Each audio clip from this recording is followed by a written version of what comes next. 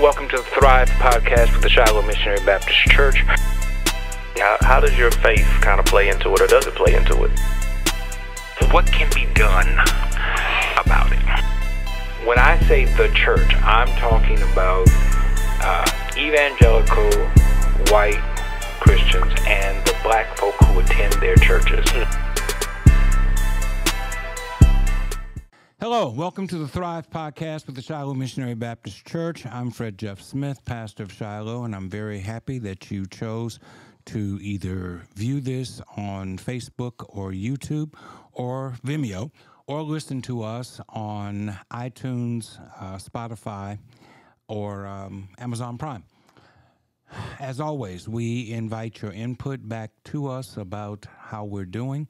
You can reach me at fredjeffsmith@gmail.com, fredjeffsmith@gmail.com. We always look forward to hearing from you about the T.H.R.I.V.E podcast. I'm very happy to welcome to the T.H.R.I.V.E podcast Mr. Ryan Carter. Mr. Carter is a member of Shiloh, and he has decided to throw his hat into the political arena and run for mayor president of East Baton Rouge Parish. Mr. Carter, thank you for taking the time to share with us today. Thank you for having me, sir. So tell me your story. Help us to know a little bit about who Ryan Carter is. Oh, well, Ryan Carter is a father of two girls, two daughters. I do a lot of IT work. I've been a business owner. I've just been a guy who is a hard worker. Just stop right there 1 second. IT. Yes. Are you a Mac guy or are you an IBM compatible guy? Because if you're a Mac guy, we can talk. If you're an IBM compatible guy, I'm sorry, it's time for us to go. Okay. I'm just joking. Hey. But I'm very, very diverse when it comes to that. Okay, well, that's good. That's good. Keep going. I was just trying to make a joke. Sure thing. But other than that, I'm just a guy who is a hardworking guy. I like doing the extra. I've always been a bit extra. You know, I've always saw myself as just having a job, you know, family car, all that stuff, home was not enough. I always had to do something extra. Yes, sir. So that's how I got involved into the wrestling, and that's how some of them may know me as Bad Business. Okay. So, yeah. Okay. How did you decide that you were going to run for mayor president of East Baton Rouge Parish? Okay, now that's a story of testimony. Okay. And please share. Yes, absolutely. So, just for the record, I did not ever plan on becoming a politician. That was never a goal that I set out to do. However, I do feel as if God asked me to throw, or should I say I know that God asked me to throw my name out here in the hat. I had been since 2020. Now, just so you have a bit of a backstory, I've been working in IT since 2010. And I went self-employed in 2018, did well 2019, and then 2020 COVID. So I lost a good bit of the contracts I had because nobody was servicing. So I had my first bout with homelessness. I lived out of my car for a while, for months at a time, and I didn't get my unemployment, I wasn't able to get unemployment or PPP loans or whatnot, and I had actual business, but the ball didn't bounce my way. So experienced eviction and homelessness and whatnot. So 2021 was more of the same. Kind of rebounded, picked up a few more contracts, all independent stuff, and wind up living out of a hotel for like 6 months, and then the hurricanes came, and that hotel, went from being $300 a week to $600 a week, and I couldn't afford that. So went right back to my car, and it was hot at that time. So that was quite difficult. But God brought me through all of it. When I tell you that I used to at one point be a proud atheist, how ridiculous that thinking was. But it wasn't until I absolutely needed to call upon the Lord that I had to humble myself and allow him to come into my life. Yes, sir. And even when that happened, I still had to crawl through those hard times, but I learned a lot.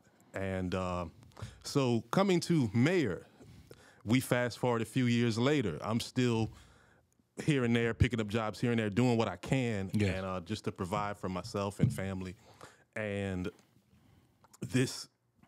I had a really good job in 2022 as far as paying, but that didn't work out, whatnot. So since the end of 2022, I've either lived in my car or homeless shelter. So, and I had a nice home too and everything. I've had nice new cars, new homes, all that stuff, but I've also lost it, so storages and all that, man, family heirlooms, I had all that and lost it. So I just kept going. About 2023, early 2023, I was diagnosed type 2 diabetes. I thank the Lord that I knew what was going on with my body.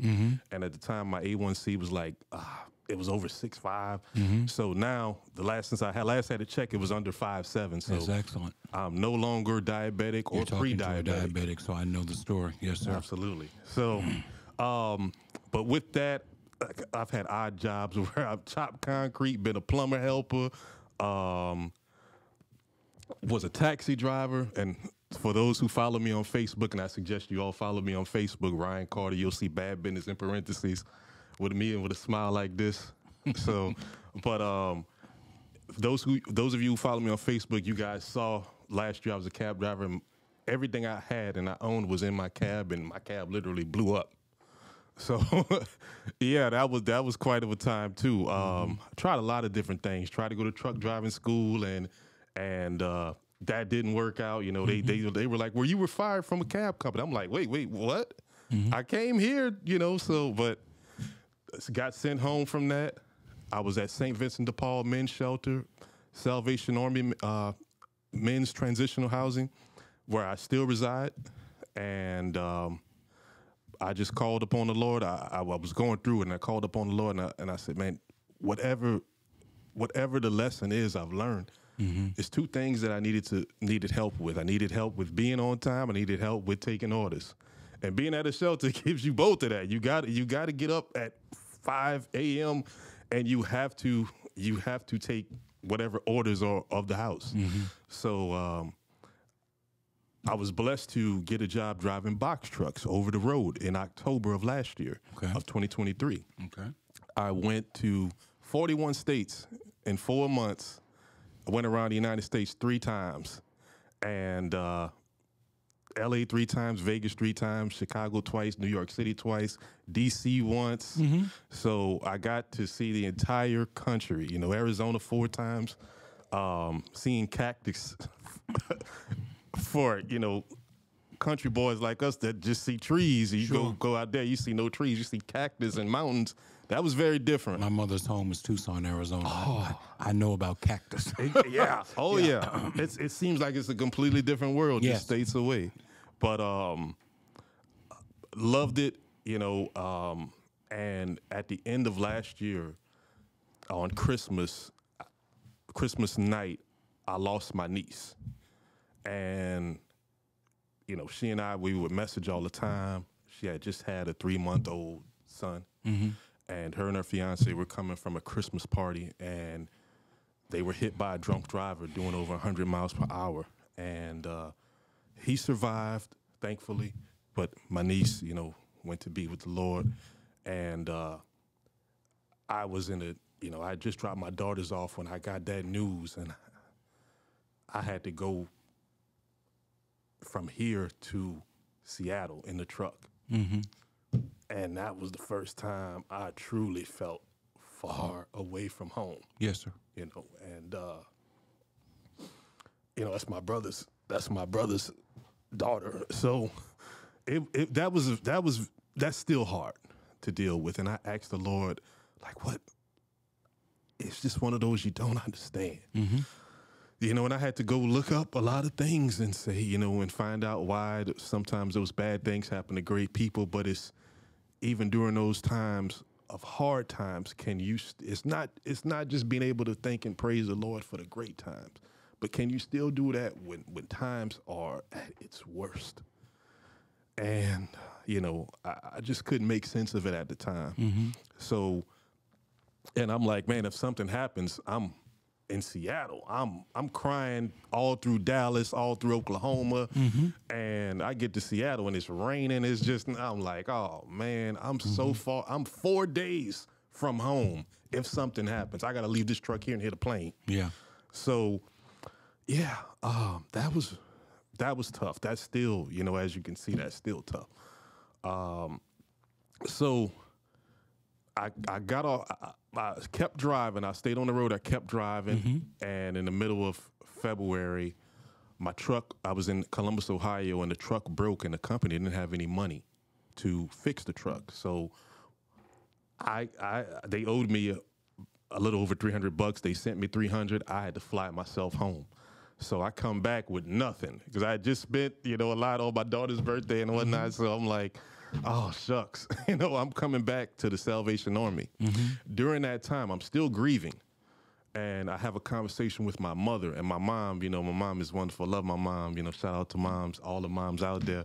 You know, it's nothing like moms. Ain't no replacing moms. But my mother and I, you know, she's scolding me at this time, like, you shouldn't be in the situation you're in. You know, whatever you messed up at. And I'm like, Ma, you know, this is not the time. But my mother, she was saying that from a sense of I could stay with her. I didn't have to go live at the shelter. I didn't have to, you know, and I got family, guys. I have all kind of, you know, aunts and cousins and even friends that opening their homes to me. But I'm my own man. You know, I'm like, I only know how to be on my own. I only know how to get it on my own. So Yes, sir. if that means sleeping next to 40 snoring grizzly bears, I'm just going to have to do it. But so I went around for the next couple weeks depressed, incredibly depressed. And in my 39 years, sir, I never wanted to die. But at this point, I wanted to die. I wasn't suicidal, because that's just not me. But if the wrong person would have bumped into me, I may have been homicidal. And I wouldn't have used any weapons. It would have been just these. So thankfully that didn't happen. And I mean, I went around. It was bad. I went around cussing the Lord and everything. It was terrible. And I'm not proud to say that. But I have to be totally transparent in my journey and my testimony. So it got to the point where one morning I was at the bus terminal, and I was just in my own world. I didn't want to be bothered. And this young lady, who is a friend of mine, she comes, she's knocking on the window, smiling, waving at me, and I'm like, oh, yeah, it was whatever. I don't want to hear nothing. I don't want to deal with that. So she comes in, and I'm like, please sit anywhere but next to me. Talk to anybody but me. So as she comes and sits right next to me, you know, with those big, brown, beautiful eyes, you know, very, very pretty lady. And I'm like, I didn't want to have, you know, us men, when we get to be soulless, we don't want nothing to do with anything. And it was her feminine energy that saved me on that day. And man, we had a wonderful conversation. The things a woman can do, man. You know, but just a wonderful conversation that I needed, didn't even know I needed. And talked for a few hours as buses rolled by. And I wind up getting on a bus going to St. Agnes. And for those who may know that, on a lot of Saturdays I go to St. Agnes and I eat and I always help the nuns with you know, after clean up afterwards. It's just something that really makes me feel good about, you know, doing that type of service. But so as I'm coming back from St. Agnes, I'm walking and I'm, for the first time in weeks, anybody who knows me knows I like to smile every few seconds. I hadn't smiled in weeks. The first time after this conversation with this young lady and going to St. Agnes, I am smiling in weeks. And I'm like, okay, God, I can sit up here and I can cuss you until I'm blue in the face. You obviously have something else planned for me. What is it? Why am I back in Baton Rouge, of all places? I went to 41 states. You could have left me in Dallas, Houston, Chicago, Charlotte. You could have left me anywhere where I could potentially thrive. And for whatever reason, you got me back in Baton Rouge where I was struggling, living out my car, living out the shelter, couldn't find a job for the longest. Why am I here? What is it? Why am I here? And I said these three things came to me immediately. As I'm talking to the Lord, I said, I'm ticked off with the bus system. Why does it take sometimes 2.5 hours to get from one side of town to the next? Mm-hmm. I'm ticked off with employee BR specifically because I go in there. This is supposed to be the employment office on Plank Road. I go in there and they just hand me a pamphlet. There's no screening process or anything. Here I am, a Southern University graduate, and no felonies, got a pretty impressive resume, and you can't do anything for me, and you have these jobs listed. Mm-hmm. So I'm ticked off with that, ticked off with the bus system, and I'm ticked off because at that time, I was ticked off with there's nowhere for homeless people to go on a Sunday other than church. And even church, we still have to leave at some point. Mm-hmm. And it was one of those, it had just passed the Sunday where it was storming. And I saw so many people that I know in this homeless community of Baton Rouge just out there to get drenched. Mm-hmm. Nothing protecting us, nowhere to go. Mm-hmm. And I was infuriated. So I said, Lord, okay, so, I'm as a man, I'm focused with what I can't control. I can't control any of that. Mm-hmm. I'd have to be, in some type of position to control that. And as I say that, I'm walking across an election sign. I can't even remember which sign it was. It was probably a sign from last year. This is March at the time. Mm-hmm. And I'm like, whatever. I mean, whatever the sign was, I'm like, election, I'd have to be the mayor or something like that. Mm-hmm. I'm like, but it's not a election year. And I get on my phone and I'm like, wait a minute, it is an election year. Mm-hmm. So all of this happened and I'm like, wait, this ain't what you want me to do. This, not this. So it stayed in my mind for a while. As it stayed in my mind, I also had an event, a health crisis, where I had a fever of 108. This is during the Depression. And I jumped 108. I was near comatosis. So I jumped off my bunk, and because I had my thermometer with me, and I went to the urinal. I'm at the urinal, and I take a step back, and I pass out.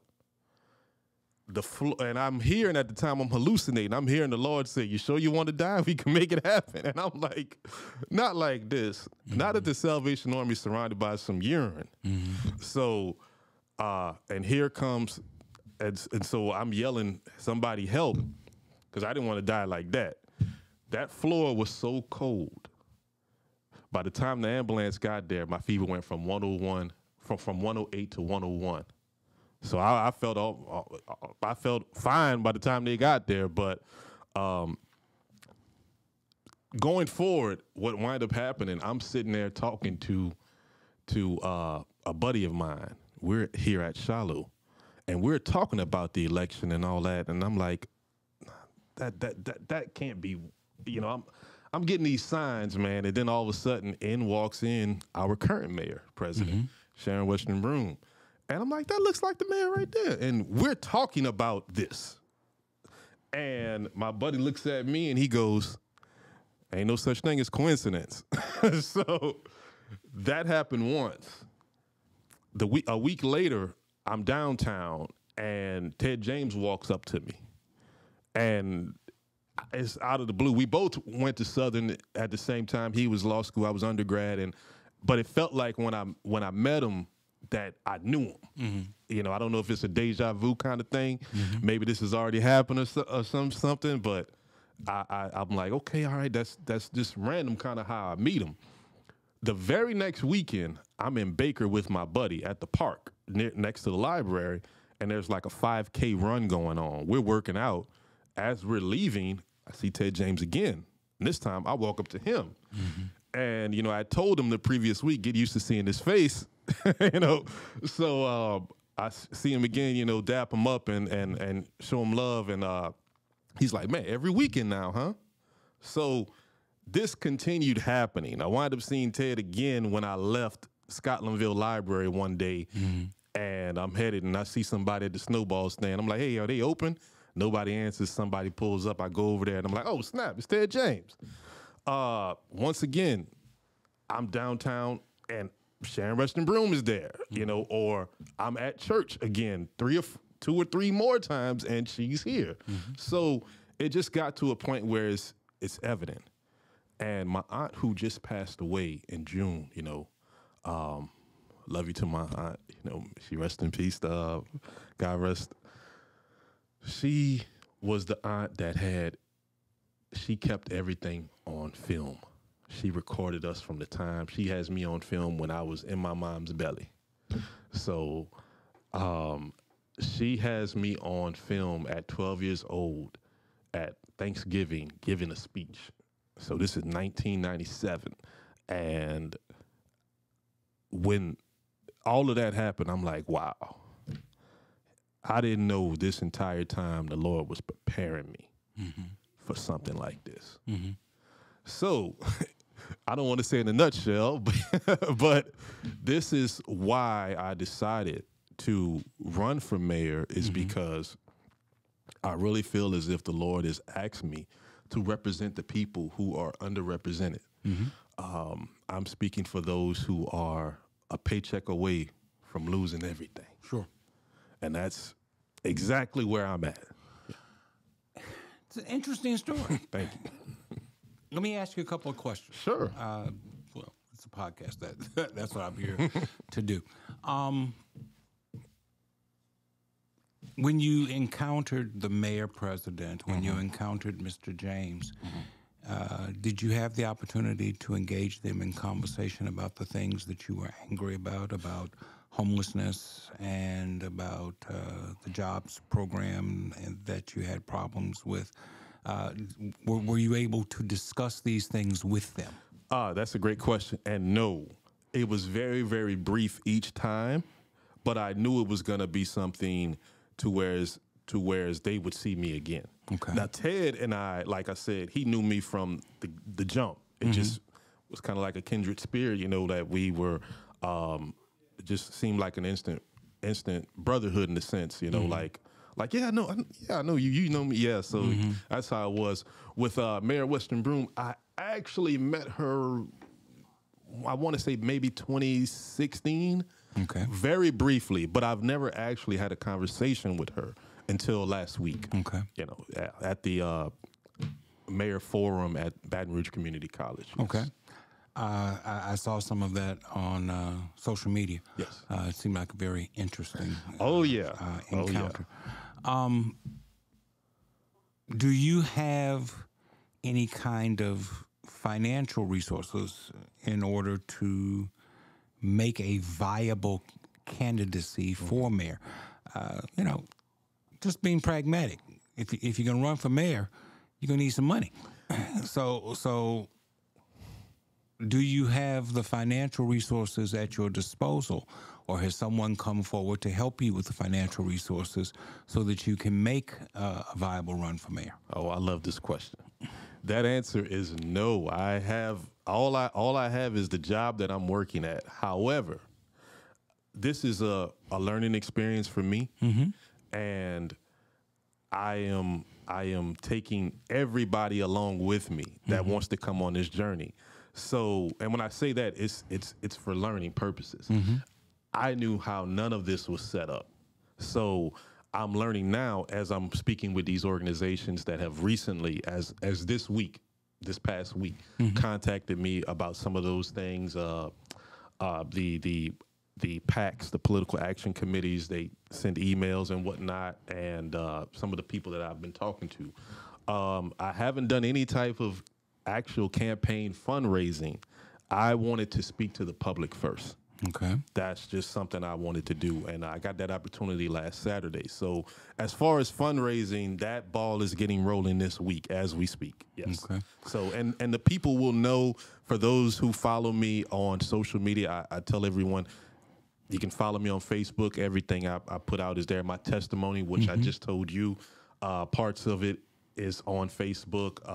Some of the things that I encounter is on Facebook, my Facebook page. So you guys will know. I will have my Zelle up and ways to help with the fundraising efforts. So this is all grassroots, and right now, I don't want to say, I do have a couple people, so I can't say I'm a complete one-man show, but it's been mostly me. So, yeah. Well, with regard to the homeless issue and homeless advocacy,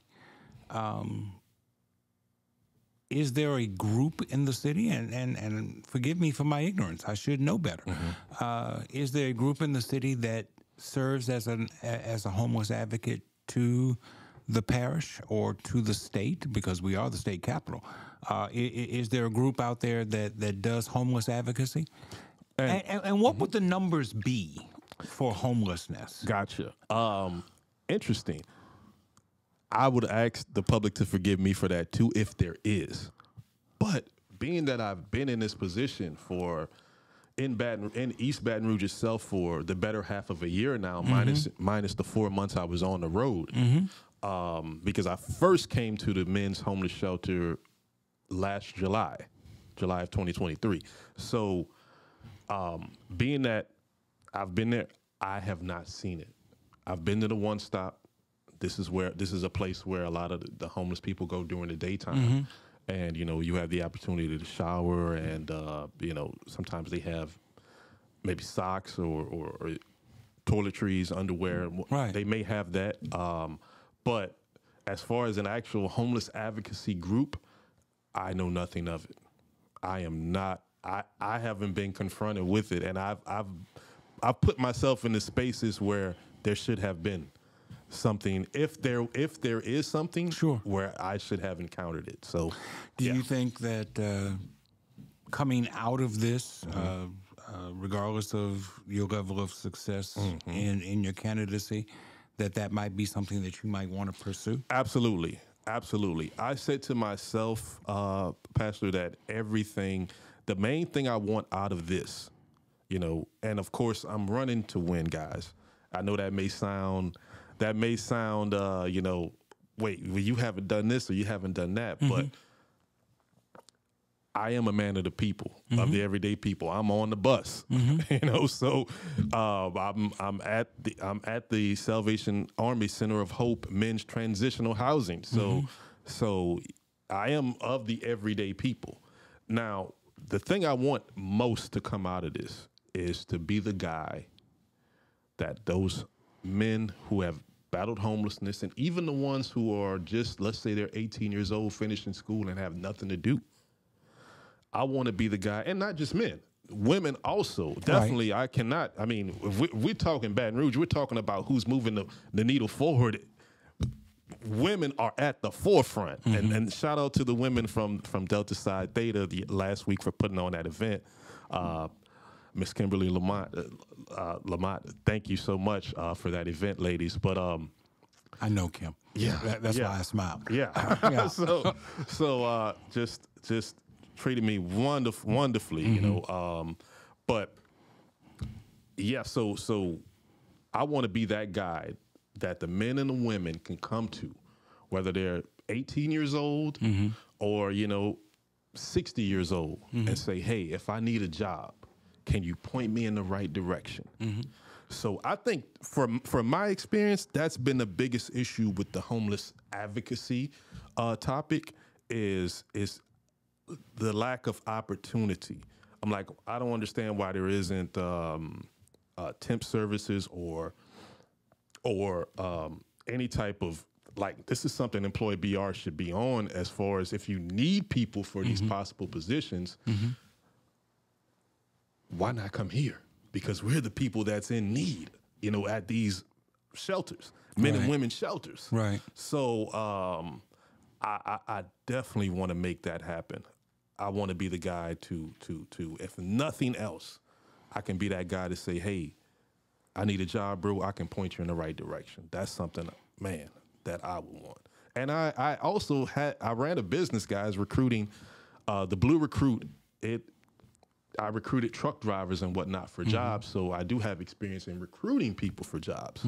So this would be something that I feel would be right up my alley. You do not fit the cliched picture of what a homeless person in this community or in this state or in this nation looks like. You are articulate, you are well-spoken, you are clean-shaven. I like the beard. And do you think that that's a help or a hindrance to homeless advocacy? Because you don't look like the typical homeless guy or the way that we picture, myself included, a homeless person to look. And what is it, I hate to keep asking double questions, what is it that you would want people to come away knowing about the homeless as it has been your own personal experience? Yes. Well, first and foremost, praise God. Praise the Lord. How I approach this is nothing other than having God's grace. I don't look like, I guess some people say I don't look like what I've been through. And I know there's people that go through a whole lot worse. The first thing I have to do is have the positive attitude. Because if I have a negative attitude, I know what that's like. That's not going to get me anywhere. So I have to believe that these things are possible. It is indeed a help. It's not a hindrance because, man, thank you, Lord. I had to be homeless, carless, and jobless to see what the people actually go through. Because if not, just being honest, I may have tipped my nose up and went like that. No, I'm here for a reason. I am here for a reason. So to those who, like I tell people, if you never have to worry about being in a situation like that, please count your blessings. If you have people or if you have resources that will never allow you to be there, because I've seen, even if you think you have that, you can still wind up being there. It can be you. It can be the next person. Right. So that's a humbling experience, but man, I am so thankful for it. It is nothing but a help. So for those who say it's a hindrance, please get out there. Please come see me in action. I don't know if their cameras are allowed to be in these type of places, but if you were to see how the people at the Salvation Army Men's Shelter or at the St. Vincent de Paul Men's Shelter interact with me and how these brothers really made me see who I am. You get to a point sometime where even as strong men, we could lose ourselves. And it was these men who reminded me of who I am, the leader that I am, the example that I can be.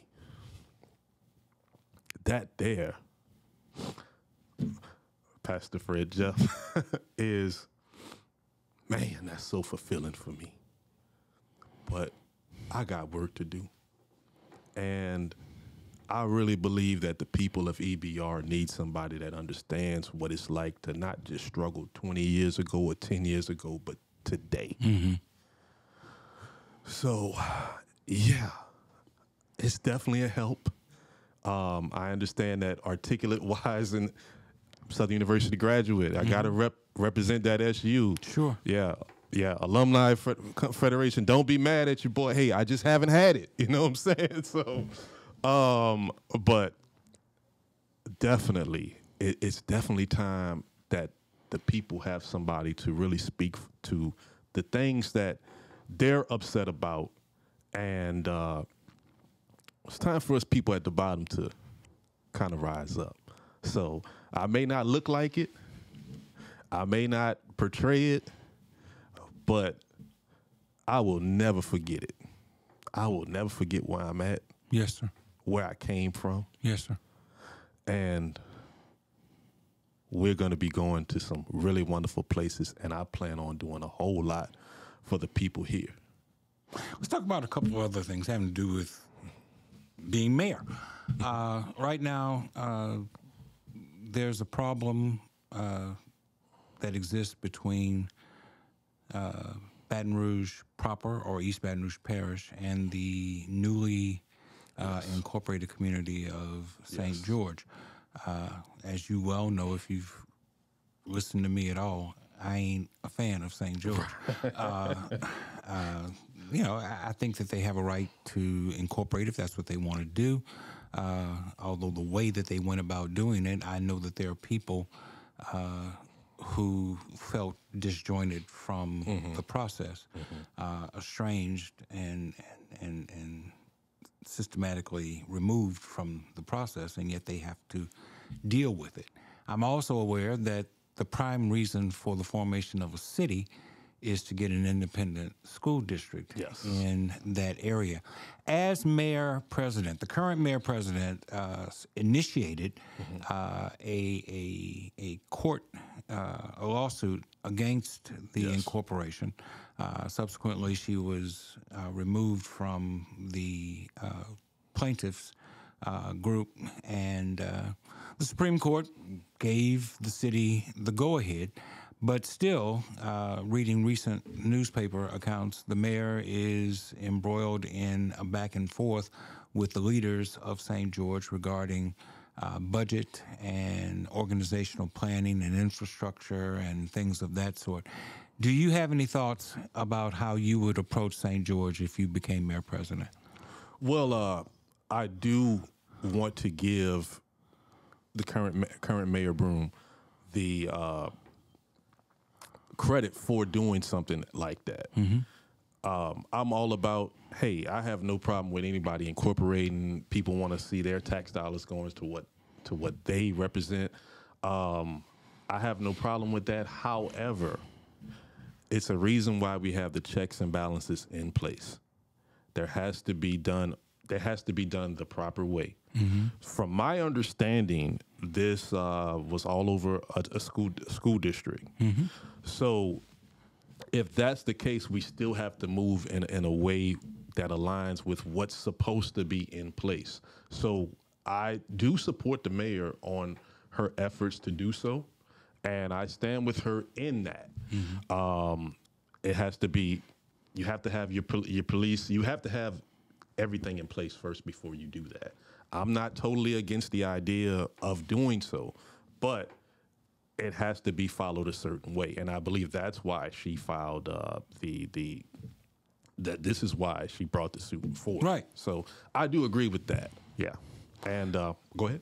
So going forward, it seems like the incorporators are going to be able to incorporate. The question now seems to be about what contributions St. George should expect to receive from East Baton Rouge Parish. There's a 2% tax out there that the St. George incorporators want transferred to St. George, and the mayor says no because you haven't presented a proper plan. Yes. Number one, that has to do with the date of incorporation, which has everything to do with how much money actually gets transferred, and how you are able to handle the infrastructure of it going forward. Yes. So, have you had a chance to think on these things? It's been very brief. It has. I will definitely say that it's something I need to delve much more into. So I will put that on the record. It's definitely something I have to delve much more into. But from my understanding, like I said, it has to be checks and balances. It's checks and balances for a reason. Right. And those areas have to be followed first before there is any type of just free, I don't want to say access, but just before everything's granted. So, yeah, it's a battle that's going to be ongoing, that I can see ongoing, and I do commend our current mayor for keeping that up. and making us aware. So, yeah. Another issue, and it's going to be decided on the same ballot in which the mayor's race is decided, has to do with whether or not East Baton Rouge Parish or Baton Rouge proper will have a city manager. I'm opposed to a city manager. The way that it's written, I'm not opposed to the idea of a city manager, but the way it's written, it's designed to strip the mayor's office of certain authorizations, latitudes, and responsibilities. Every morning, I post on Facebook, "Say no to apartheid" in Baton Rouge, because that's what it's designed to do. This is an effort on the part of a white minority to regain control of the mayor-president's office because they can't elect a white candidate. So if I can't elect a white candidate, the next best thing I can do is to control and minimize the authority of the mayor-president's office. Have you given any thought to the city manager idea that's being put out there? I understand why they're trying to do it. However, I also am opposed to that. It's just not. If you look at how the entire EBR is set up, you're still a part of it.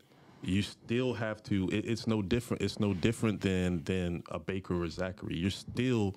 You may have your, I guess, city manager or whatnot, but you're still a part of this parish. So that's not. I'm opposed to that as well. Yes. One other issue has to do with this new proposed arena, and it's funny how they've stopped talking. Why y'all stop talking about the arena?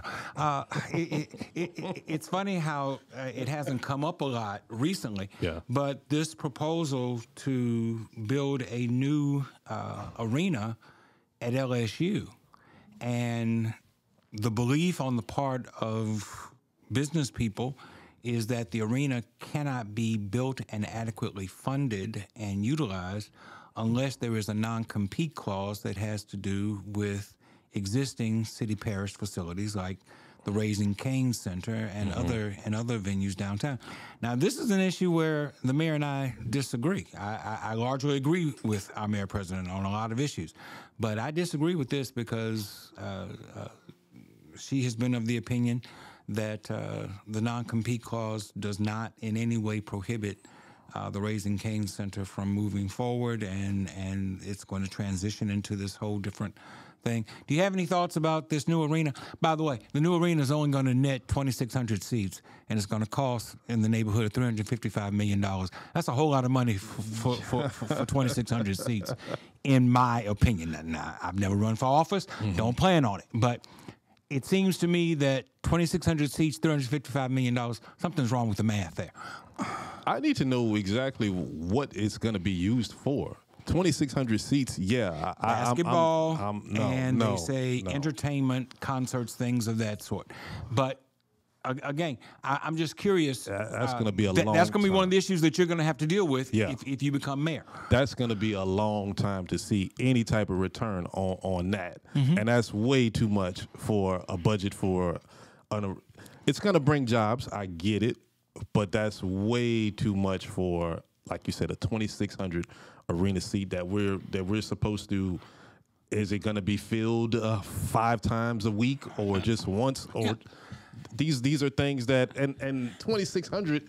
I just don't see the. It's a net increase of 2,600 based upon the current PMAC seats 13,500. Yes. They're saying this will seat 15,000. Okay, 15,000. so you're talking about a 15,000 seat arena when you have a perfectly good 13,500 seat arena.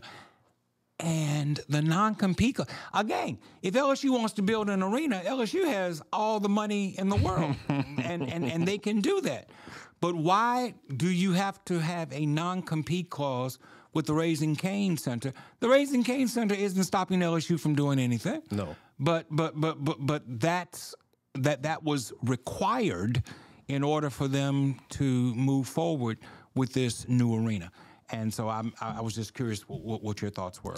I'm not a fan of the non-compete. Okay. I am just not a fan of the non-compete. Okay. And he spoke of LSU having the money to do so. They have their own bus system. Right. So I understand that. I just don't see. There's a whole lot more need in this city, and if I'm speaking to the masses, then that's something that we would have to come to the table and have a nice sit down about. The mayor president does not have a direct administrative control over the East Baton Rouge Parish school system, but the mayor president does have a bully pulpit that he or she can use to make statements and try to sway policy with regard to the school system. Do you have any thoughts? You say you have two young daughters. Yes. Do you have any thoughts about the public school system and how it's going? Well, first and foremost, congrats to the new superintendent. Yes. I'd have to look at it from a different perspective, from one of optimism, despite what's been out there. And I'm somebody who, as mayor, I would like to go into these schools and actually speak to a lot of these kids. As far as curriculum-wise, just as far as the administration goes, curriculum-wise, all that stuff, I'd have to have an actual up-close glimpse of what is exactly some of the issues that we're facing. But I'm somebody, mayor president, who would like to go into these schools and actually speak to these kids and let them know that this is their school, this is their parish. It's something I hear on the radio a lot of times when I hear the kids at St. Michael say they're from St. Michael, they're warrior proud and whatnot. I think that's a beautiful thing. They are teaching these kids that this is their community, that this is something they should take pride in. This is something that 10, 20, 30 years from now, they're going to come back and run these communities. So I think we should be doing the same with our children here, is reinstilling in them that this is their community. This is something for them to take pride in. This is something for them to keep clean. This is something for them, if you want to have a great neighborhood and a great school system and all that other stuff, it starts with you. So that's one of the things. How old are your kids, if you don't mind my asking? They're in middle school, 13 and 11. Okay. So yes. Are they in public school? Yes. Okay. They are not in this parish. Okay. So yes. Okay, they're not in this parish. Do you have a feeling about charter schools? Oh, well, that's a good question. Charter schools, I do have a feeling about charter schools. It's kind of, I want to say, not that much different to me than public schools. I could be completely certainly wrong. from a grading standpoint, there's no evidence that charter schools are doing better in educating our kids in East Baton Rouge Parish.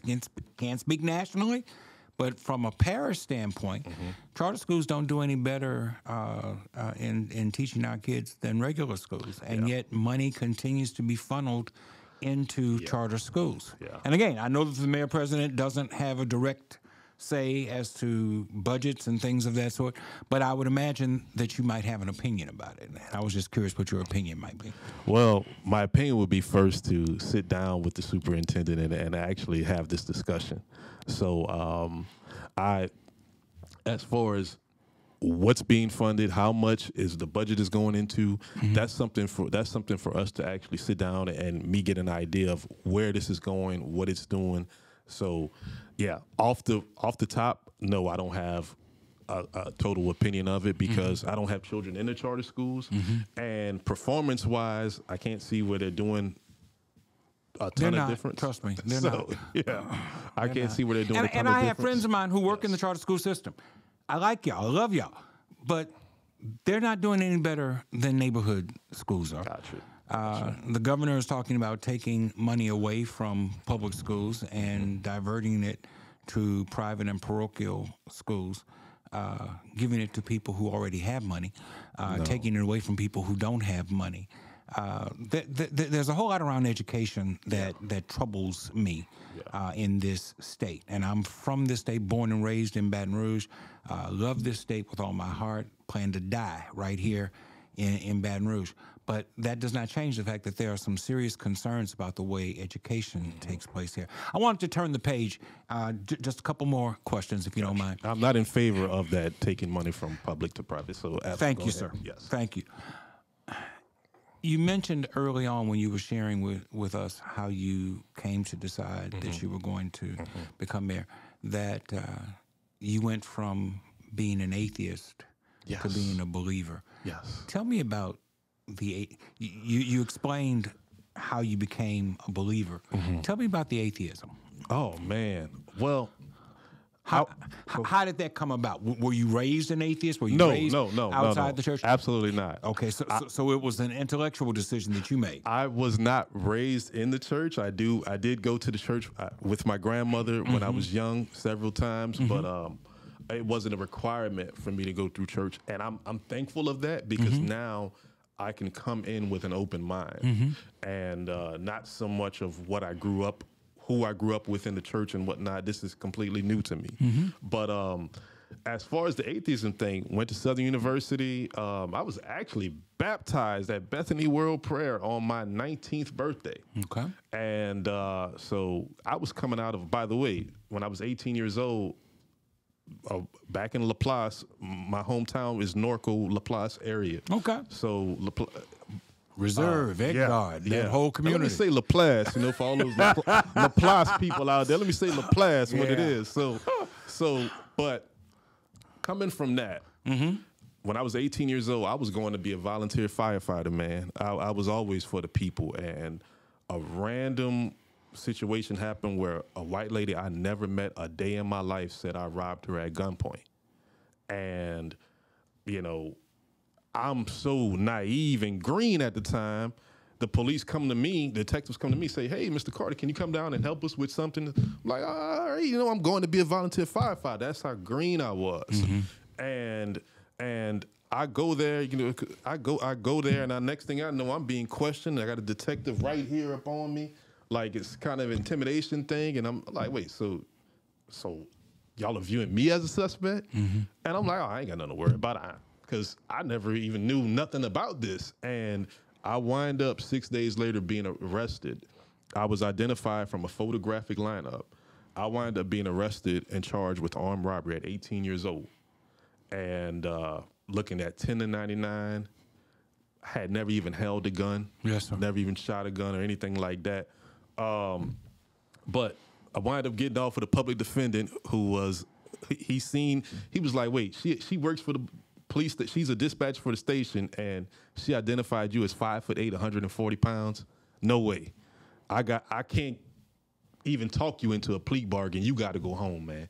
So, but I was baptized at 19, and I can't remember exactly what led me. I want to say it was me learning a lot of the Egyptology. Studied Islam. It's just that part of where you trying to find something else. I need more answers, and I'm reading a lot of this stuff. I'm talking Hinduism, Buddhism, and I just landed up on a point where there is this is me doing this. It's not a God. It's not this. And boy, was I wrong. But at that time, it was just this whole man thing. It's me. And I go with my buddies to Galveston for a little vacation, and I get in that water, in that ocean, and I feel it pushing me, and I'm like, nah, there's definitely got to be a God. It's a whole lot of stuff out there stronger than me. But it wasn't until I needed God the most where I felt I was losing everything, not just all of my belongings, but the ties to certain family. Just myself as a man, like what do I have to be proud on, or it's just that feeling of failure, constantly failing, and not understanding everything I'm trying, business-wise, job-wise, everything I'm trying is not getting there. And I had to call, and I called up on Allah, I called up on Yahweh, I called up on everyone you could think of, the Dalai Lama, and the one that answered me was Jesus. And when I tell you he answered me, it wasn't hours later, it wasn't days later, it wasn't even minutes later, it was instant. That same day, I was able to get a grasp of family. And I'm like, wow, this is all it took? Mm-hmm. Okay. Mm-hmm. And slowly but surely, it was just revealed to me. Everything I'm going through, that's why I can take anybody saying anything right now, because Christ already died for that. So everything that was happening, I was like, okay, all right. And then I just kept praying. I kept submitting, and I started to see things change in my life. But I also saw the devil come even harder now. Mm-hmm. And that's what the devil tries. Mm-hmm. But I have become a very God-fearing man. I've been coming here, I want to say, since last September, mm-hmm. around that time, initially, right before I hit the road. Yeah. Okay. So I don't remember the exact date, but I started coming, and then I enjoyed, and I seen all of the work that you guys do in the community, and I seen 150 years, and the fact that I'm able to actually witness that anniversary, it's been nothing but a blessing to be here, this is family, this is home to me. So well, yeah, we're grateful that you chose to become a part of the Shiloh family. I got to ask you, and then we're done. Wrestling? Yeah. Really? Hey, I told you. I'm a wrestling fan. Yeah. Been one since I was a very small child. And I'm older than you, so I go way, way, way, way, way back. But it's a whole lot different to watch it on television than to actually participate in that. Yes. I would imagine that's a rather painful profession to be in. Oh, yeah, it is. It's one of those, out of all the things, with the exception of being a father, that's definitely my greatest adult accomplishment. Mm-hmm. But and being a loving father, but out of all the things that I've done in my adult life, the jobs and everything I've accomplished, college, all that stuff, mm-hmm. my single most fulfilling accomplishment is bad business. Why? Because I truly feel as if I became my own superstar. Okay. And it's that childhood, you didn't want to leave it, you want to become that. Mm-hmm. And I feel as if just that getaway from reality. Mm-hmm. Like I said, everything else is just ordinary. Mm-hmm. I had to be extraordinary. Yeah. Oh, Junkyard Dog, one of my absolute favorites. Yes, sir. Yes, and sir. he grew up right around here, mm-hmm. not far from here, near Memorial Stadium. That was where he lived. Man. And he made it to national prominence. Yes, yeah, I'm a huge Junkyard Dog fan. Oh yeah. But is there I've heard about the WWE mm-hmm. and before that mm-hmm. WCW and them having training centers. Is there a local training center to teach you the ins and outs of professional wrestling, or is this something you had to pick up on your own? As of now, there is not a local training center. We are all, my promotion, my home promotion for everyone, Pro Wrestling 225. Mm-hmm. We do a lot of shows out of Denham and Plaquemine, and we just did a show in Houma. We have a show tonight in Houma. And you're wrestling tonight? No, I am not. And I am upset about that because I really want to be back in the ring. Mm-hmm. And not specifically for the campaign, but it's something I love doing. It hurts. It absolutely hurts. Yeah. But the roar of that crowd, man, being able to entertain those people, mm-hmm. And the time I put in with everybody who's been a part of Pro Wrestling 225, from the owner to all of the boys and ladies in the locker room. It has been nothing but family. You know what I'm saying? Even for the ones I don't like, and it's quite a few of y'all. But everybody busts their butts. I will tell you, Pastor Fred Jeff, when you come to one of our shows, you will think you're at a big-time WWE event, but we're much more personable, and the fans are into it, and it's loud, and we love it. So I can't wait to have you there, and I can't wait to be back on that card. They haven't been returning my calls. I'm watching your facial expression. Your whole face changes when we start talking about this. Because I was, oh, man, I'm bad business. So, you know, I had to,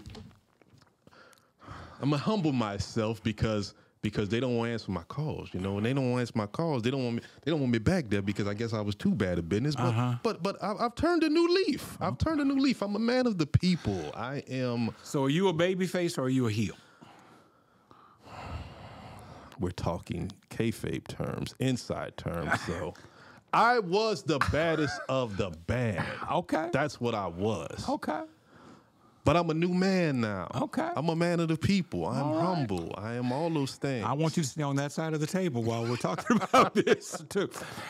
Seriously, though. Yes. Look into that camera and tell the people why they should vote for Ryan Carter for mayor.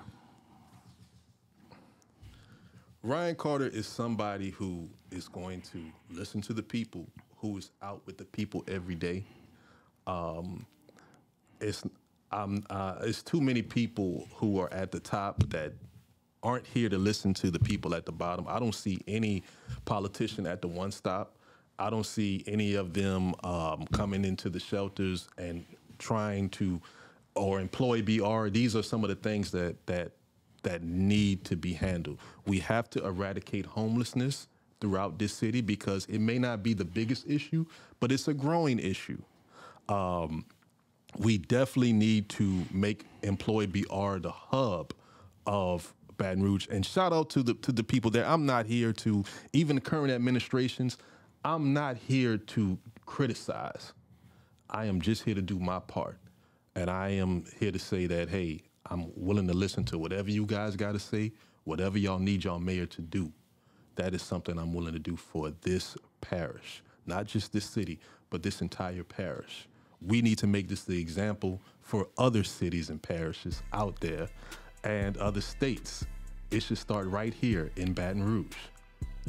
Elect Ryan Carter, because not electing business is nothing but bad business. I'm for you. Mr. Carter, thank you for taking the time to come and share with us. Thank you for listening. Thank you for viewing. We'll be back again next time.